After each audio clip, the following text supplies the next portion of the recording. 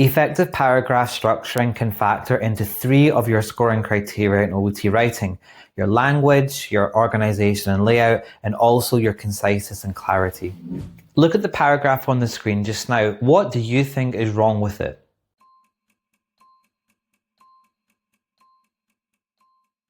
Well, the paragraph has medically relevant information, and the grammar itself is pretty good overall. There's just one key factor missing that would give it a high score.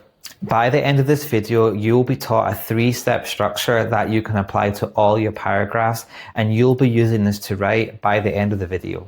I want to briefly touch on how to structure the letter of your OET. I don't want to go into too much detail because I have a separate video on that, but I do want you to know it because by the end of this video, you will be writing a complete letter. Regardless if you're writing a transfer, discharge, or referral letter, you must write 4 to 5 paragraphs.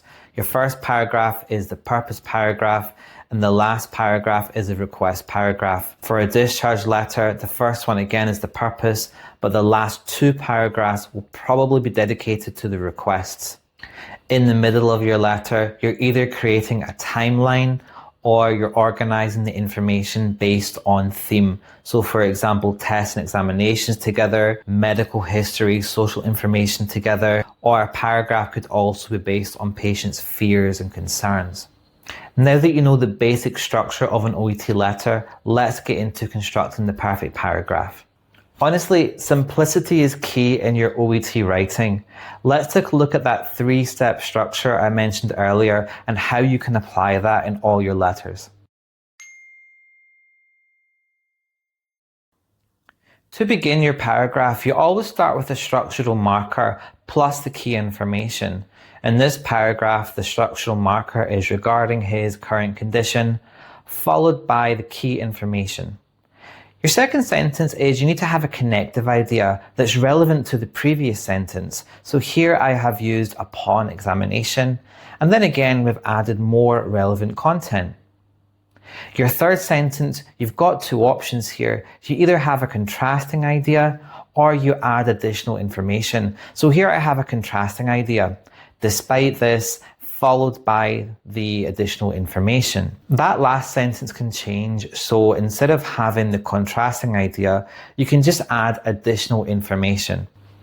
I've given you another paragraph example to highlight this. The first 2 sentences are exactly the same. We have the structural marker, key information, the connective idea, but the last sentence, instead of using however or despite this, we just add more information and we use in addition.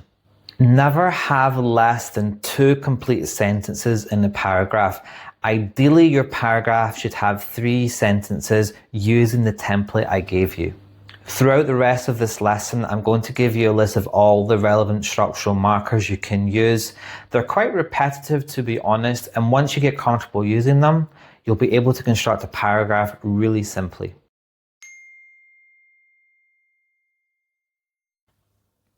Now that I've introduced to you this 3-step structure, I'm going to show you a complete referral letter written to a respiratory doctor and look at all the structural markers being used, study them and apply them to the writing task at the end of the video.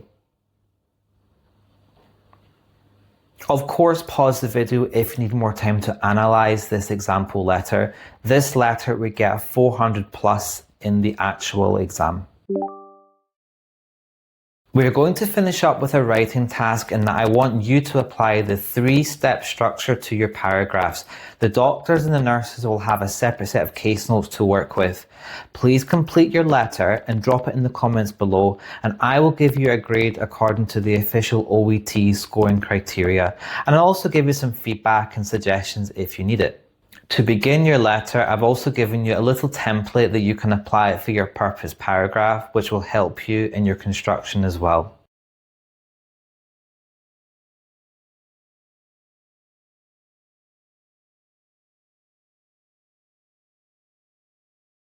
Thank you so much for watching this video, and I look forward to reading your letters in the comments below. Take care, and remember to like and subscribe if you found this video helpful. Thank you again.